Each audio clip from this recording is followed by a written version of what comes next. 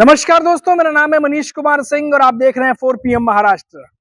दोस्तों, हम हमेशा अपने वीडियो में कहते हैं कि महाराष्ट्र के सियासत में कभी भी कुछ भी पॉसिबल है और ऐसा ही कुछ होता अब दिखाई दे रहा है। अब देखिए कि यूबीडी पक्ष जो उद्धव ठाकरे की शिवसेना, उनका मुखपत्र सामना, उसमें एडिटोरियल छपता है जिसमें देवेंद्र फडणवीस को देवा भाऊ बताया जाता है। बताइए, पहले किस तरीके से जो है आमने सामने मुकाबला हुआ था वो तो आपने देखा ही था। साथ ही साथ इस एडिटोरियल में देवेंद्र फडणवीस की तारीफ की जाती है। नए साल पर जिस तरीके से देवेंद्र फडणवीस गढ़चिरौली पहुंचे, उसे लेकर के सामना के एडिटोरियल में, जिसे कहा जाता है कि वो मुखपत्र है शिवसेना का, उद्धव ठाकरे का, और उसमें जो छपता है एक तरीके से यूबीटी जो शिवसेना है, उद्धव ठाकरे की शिवसेना, उनके मन में क्या चल रहा है तो उसके हिसाब से ही छपता है और उसे मान लिया जाता है कि शिवसेना कुछ ऐसा सोच रही है। तो अब देखिए दोस्तों की तारीफ छपी है देवेंद्र फडणवीस की, जिसके बाद महाराष्ट्र की सियासत में नई हलचल पैदा हो गई है। और तो और गढ़चिरौली पहुंचे देवेंद्र फडणवीस, जहां उन्होंने जो नक्सल प्रभावित इलाका है उसका दौरा किया और विकास कार्यों को लेकर जायजा लिया और कई सारी चीजें जो है वो शुरू होने जा रही है, जिसको लेकर के सामना में देवेंद्र फडणवीस की लंबी, अच्छी खासी लंबी तारीफ छपी है उनके कामों की। अब इसी सामना में एक दिन पहले एकनाथ शिंदे को लेकर खबर छपती है, एडिटोरियल छपता है कि एकनाथ शिंदे जो है वो तनावग्रस्त है, डिप्रेशन में है और मुंबई में कार्यभार संभालने की जगह, वक्त गुजारने की जगह वो अपने गांव सतारा में जाकर के वक्त गुजार रहे हैं। तो एक तरफ तो एकनाथ शिंदे पर निशाना साधा जाता है, उन्हें तनावग्रस्त बताया जाता है, वहीं अगले ही दिन उद्धव ठाकरे की शिवसेना की तरफ से जो मुखपत्र सामना, उसमें देवेंद्र फडणवीस की तारीफ कर दी जाती है। तो क्या एकनाथ शिंदे का पत्ता काटने की तैयारी कर चुकी है उद्धव ठाकरे की शिवसेना? क्योंकि आप देखिए कि चुनावों के बाद जिस तरीके से उद्धव ठाकरे पहुंचे थे देवेंद्र फडणवीस से मिलने के लिए, पहले ये खबर आई थी कि शपथ समारोह में बुलाया गया था पर उद्धव ठाकरे नहीं पहुंचे थे, लेकिन विधानसभा चुनाव के बाद फिर अलग से देवेंद्र फडणवीस से वो मुलाकात करने पहुंचे और साथ ही साथ देवेंद्र फडणवीस ने भी उन्हें समय दिया। हालांकि इस मुलाकात से एकनाथ शिंदे को अच्छा नहीं लगा था, उन्होंने कई सारी बयानबाजी भी कर दी थी इस मुलाकात को लेकर के। और जिस तरीके से खबर आ रही है कि एकनाथ शिंदे नाराज हैं, गहमा-गहमी चल रही है, कई सारे मंत्री हैं जिनको कार्यभार संभालने के लिए कहा गया पर अब तक उन्होंने विभाग नहीं संभाले हैं, तो ये सब खबरें आ रही हैं। दूसरी तरफ देवेंद्र फडणवीस की तारीफ उद्धव ठाकरे की शिवसेना मुखपत्र सामना में किया जाता है। अब इससे जो है, जो जानकार हैं, जो सियासी महकमे में जो हलचल है वो ये है कि आने वाले बीएमसी चुनाव से पहले क्या महाराष्ट्र में कोई बड़ा खेल होने जा रहा है, इस पर भी हम चर्चा करेंगे। पहले आपको सुनाते हैं कि संजय राउत, ये जो पूरा मामला है इसको लेकर जब उनसे पूछा गया, सवाल किया गया, तो संजय राउत ने क्या कहा, पहले वो सुनिए आप। देखिए, महाराष्ट्र संगीत का प्रेमी है। यहाँ बहुत से सुर मिलते हैं, कभी बेसुरे हो जाते हैं, लेकिन संगीत यहाँ हमेशा रहता है और हमारे राजनीति में भी सुर और ताल हमेशा रहा महाराष्ट्र। बात है कि देवेंद्र फडणवीस को उनका जो हमने आज अभिनंदन किया है, सराहना की, क्यों किया? एक अच्छा काम किया है सरकार ने।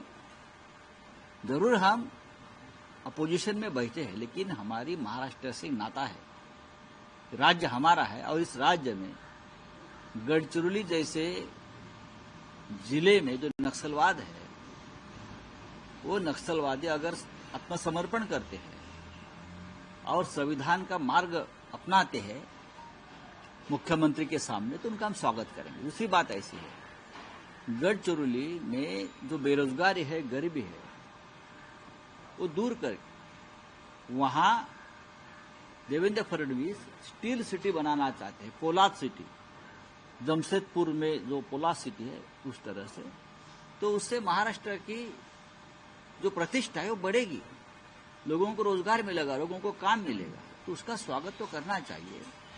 उसके पहले वाले जो गार्डन मिनिस्टर थे गढ़चिरौली में, वो भी ये कर सकते थे ना, उन्होंने तो सिर्फ नाटक किया।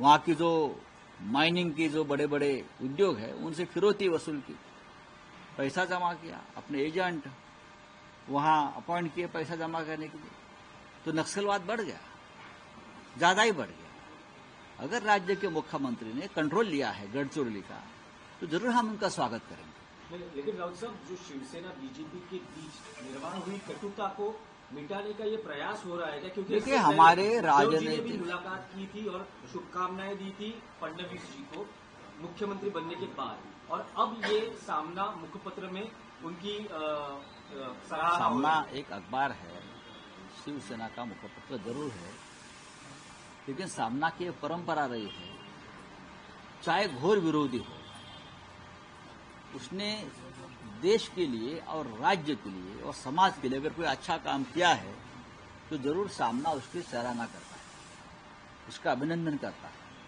उनको काम को उठाता है, जनता के सामने लाता है। ये परंपरा शिवसेना प्रमुख बाला साहब ठाकरे जी से आज तक चल रही है, तो उसमें आप राजनीति मत देखिए, ठीक है।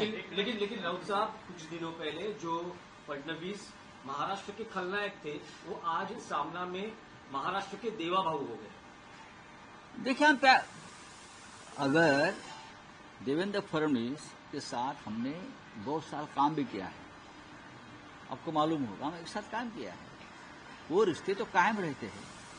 राजनीति में एक दूसरे के खिलाफ टिक्का टिप्पणी होती है, होती रहेंगी, क्योंकि वो सत्ता पक्ष में, हम अपोजिशन में बैठे हैं, वो तो काम चलता रहेगा। दोनों काम लोकतंत्र में महत्वपूर्ण है। सबसे बड़ा लोकतंत्र में विरोधी पक्ष होता है, प्रतिपक्ष होता है, और जिम्मेदारी हम पर है, हम करेंगे। Thank you. तो देखा आपने दोस्तों, संजय राउत भी इस बात को सपोर्ट करते दिखाई दे रहे हैं और कह रहे हैं कि देवेंद्र फडणवीस अगर अच्छा काम करते हैं तो उसकी सराहना की जानी चाहिए, भले ही हम विपक्ष में हैं तो क्या हुआ।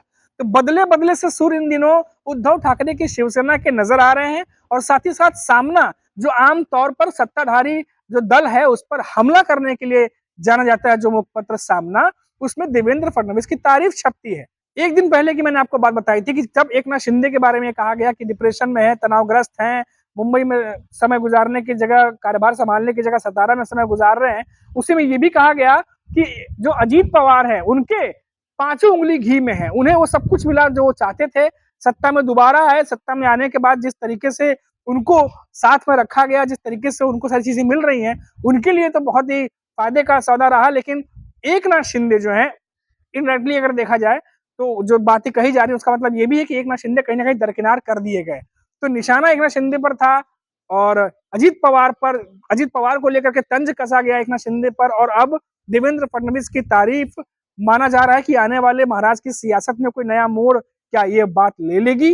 बीएमसी चुनाव क्योंकि अब सर पर है, बीएमसी चुनाव की डेट कभी भी आ सकती है, तो उससे पहले क्या कुछ और खेल महाराज की राजनीति में हो सकता है, इसकी पूरी गुंजाइश हमेशा बनी रहती है। मैं फिर से कहता हूं, महाराज की सियासत में कभी भी कुछ भी हो सकता है। अभी के लिए इतना ही। आप देखते रहिए 4PM महाराष्ट्र। नमस्कार।